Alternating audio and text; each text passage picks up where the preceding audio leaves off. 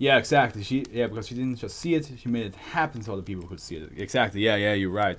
Because otherwise, the Foundation would be like, she's schizophrenic, she's crazy. Just give her amnestics and make her forget about us, that we ever existed. So the fact that she can share the ability a little bit makes her an anomaly. Otherwise, as you said, she will be just schizophrenic. All right. Alrighty, people, we're at the 7th SCP of today's reading, and I'm having a very lovely person joining me on this journey today. I'm really happy that we get to talk like this throughout the SCP Foundation logs. So, we've just together theorized about Photographus Thaumentus, and there's some interesting stuff happening. It's going to be all in the previous video if you want to see what we talked about. But for now, we have an SCP called a canary. So, that is definitely a much easier title than the previous one. But before we dive into it, secure the subscribe button, contain the like button, protect the comment section. Let's dive into it. This one has the lowest rating so far, and it's a small read, but again, people, just because it has a low rating does not mean it's not great. Okay, now here we go. Very enjoyable. That tickles me to hear you say thank you. That's the truth, man. Because like, it's just nice to like have somebody like you that's just like willing to talk about this, and just like also, this might maybe you don't agree with this, but I personally think that you have a much better understanding of SCPs than I do from hearing it. Because like the previous one, it took me much longer to understand what it did than you. So I think like you're definitely I'm just gonna say it, I think you're smart. I think you're smart. So having somebody who's smart but also just nice to talk to is a good combination. You know, it's a good combination. But yeah, okay. Here's your first keter, Spagel. Keter is a term or object class that indicates that it's highly dangerous. So usually you will see safe, Euclid, keter. Safe means you can contain it easily, it needs a certain trigger, a certain thing to happen, or it's just in generally not dangerous at all. It can wander around with the people that it's being tested with. So yeah, safe is just, you don't have to worry too much about it, unless you trigger it in some way or another. Euclid is like, it's a bit more difficult. Sometimes it can break out of the containment, sometimes it cannot. It's a bit more, a bit more complicated, a bit more needed for tests. And then keter is like, yeah, if we don't contain this, and we let this roam free, it will either destroy the world, or bring absolute chaos to the world. So, that's this one. I would say, the one that we read before, the Photographus Thaumentus, that's safe because it's a human being. That's the real shit. Yeah, that's the we don't fuck around and find out class basically. But I would say the previous one, SCP-1465, that one is safe because it's a human being that doesn't mean any harm. It has an ability that she just is very curious about. The only thing you have to worry about is that she might, it goes to a civilian and then like touches them and is like, look what I can do. And he's like, what the fuck? And then that's the only time they would say it's not safe, but Euclid. But she doesn't do that, so she's considered safe. But let's see what this canary can do, why it is a keter class. Any civilian research projects attempting to verify gold badge conjecture must be monitored for the possibility of identifying SCP-1466. If the possibility exists, any programs used to do so must be reconfigured such that SCP-1466 is stated to be the sum of two primes without verification. If it is not possible to perform discreetly, the project must be shut down. I can induce C, just want to try. Hey, hold my hand real quick. Yeah, okay, shoot. I can see colors that were not there before. Just, it's like, whoa. In the event that technology is capable of disproving gold badge conjectures becomes commonplace, all information pertaining to gold badge conjectures outside of Foundation custody must be destroyed. Worldwide amnestic distribution and use of viral and anti-memetic for this purpose is permitted. Before I go on, unthinkable. Before I go on, Spiegel, I have to tell you, there are two things about the SCP Foundation. There are two things that are called the O5, which are basically the overseer. Those are the big bosses. Because we have junior researchers, directors or doctors, I call them, because it's abbreviated to DR, so I just call them doctor because that's easier to say than directors all the time. And then the O5s. O5s are like 13 big head, like basically bosses, who make their very hardcore decisions. And the reason why there's 13 is in case of a vote, there's always gonna be one odd number that has to make the last vote. So that's the one thing that exists in the SCP Foundation as well. And then there's another thing called the D class. D class are a bunch of criminals that had no idea what the SCP Foundation were, but the SCP Foundation basically came to the prison. They had like life sentences, like they all did like horrible crimes. Like majority of them did, not all of them, but the majority of them did horrible crimes. The SCP Foundation came like, hey, you want your life sentence shortened by coming with us and do some science experiment? And of course, they're gonna say, yeah. And next thing you know, they have to play around with black holes and monsters that hide in the shadows and mimics and skinwalkers. And if once they are past the expiration date, I'm just gonna say, they get terminated. But not all the D class are criminals. Sometimes they have the researchers who just fucked around too much, and or even civilians. Yeah, disposable humanity, exactly.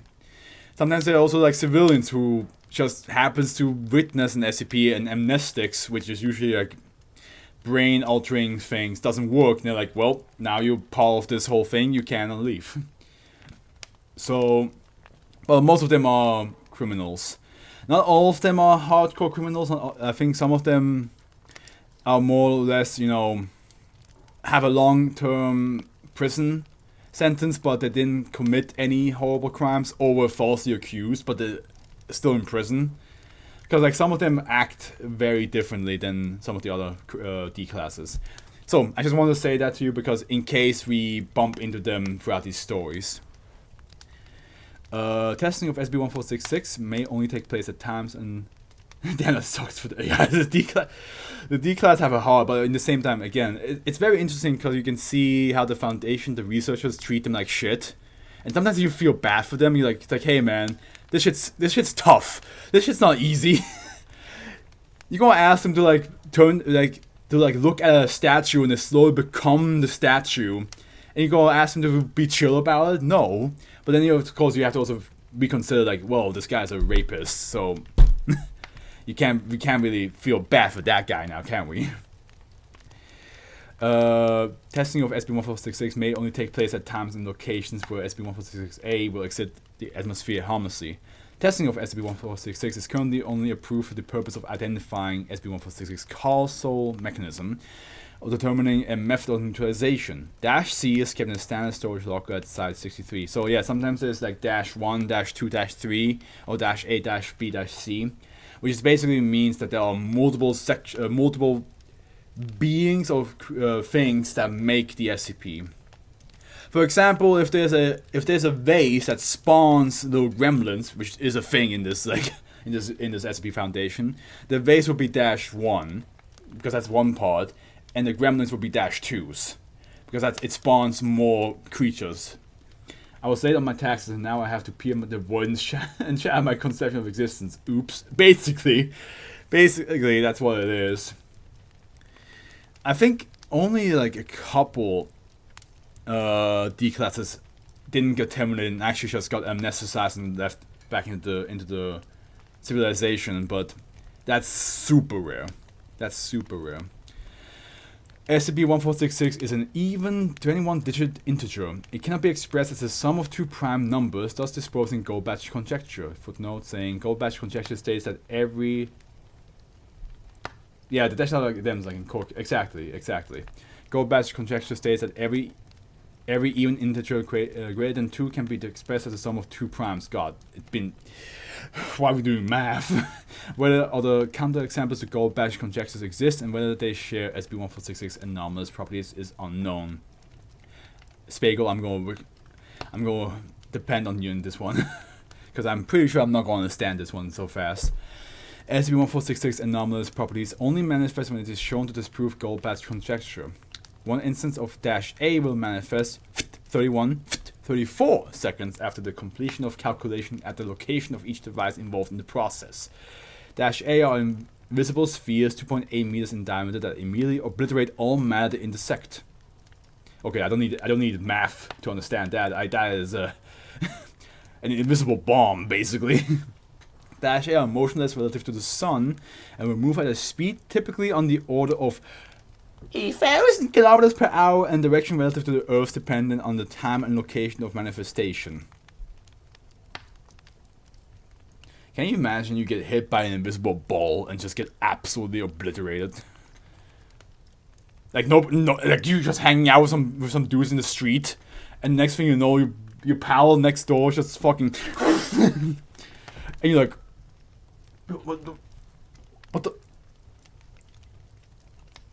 what just happened? We're just chilling.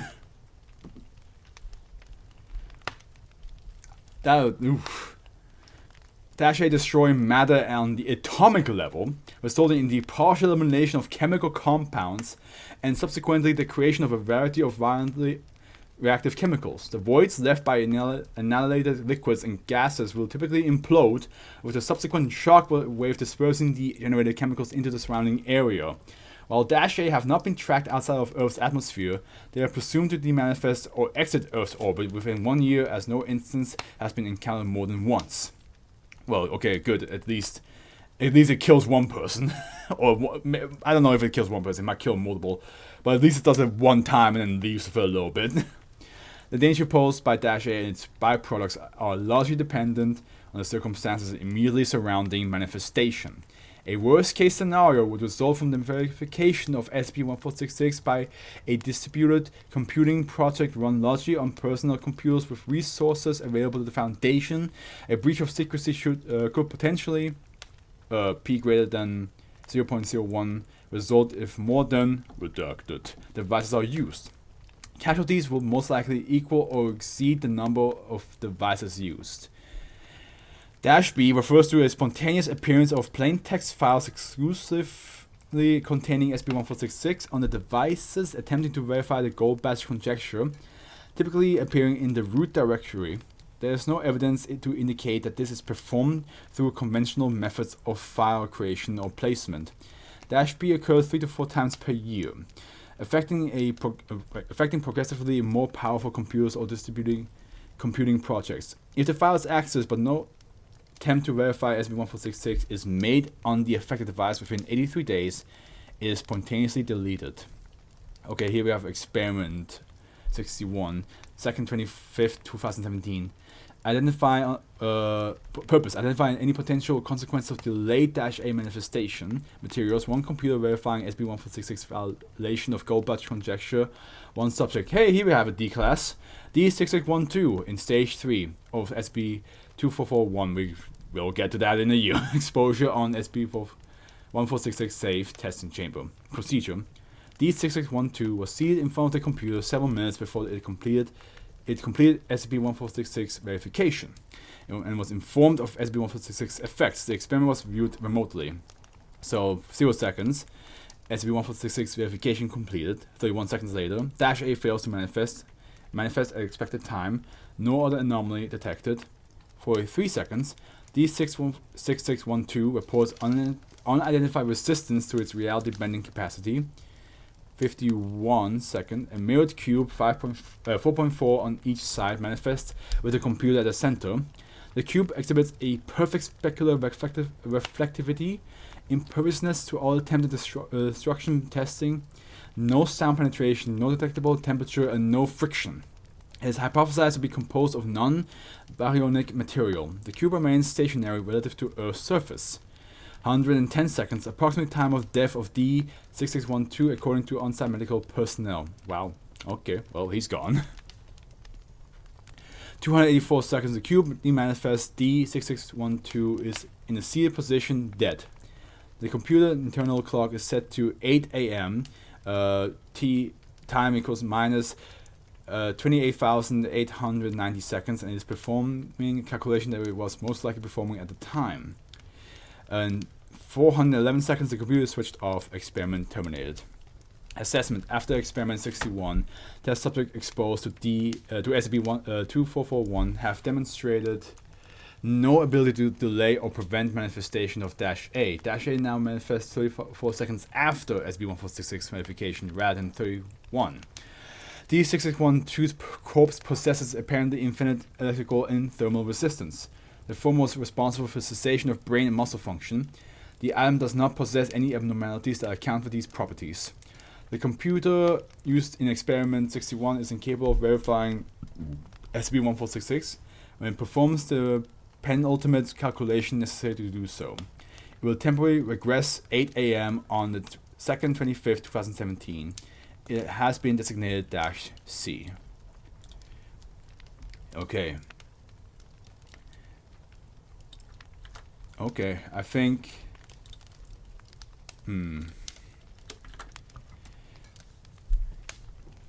-A, I think, is what makes this one interesting for me. Because, like, the Goldbach conjecture was the thing that confused me the most. But I do like the idea that what seems to be a computer going through some immense file creation will create some sort of sphere that will just obliterate you. There's like nothing you can do about it. Like, once it exists, you're in big boy trouble. It's a big fat problem, that's what it is.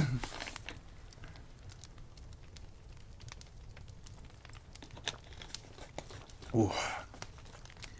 Been at this for 2 hours and almost 40 minutes.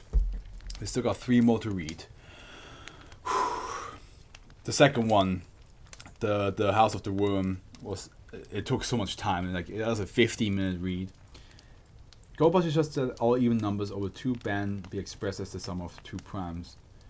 Wait. Goldbach is just that all even numbers over 2 can be expressed as the sum of the 2 primes. Gotcha.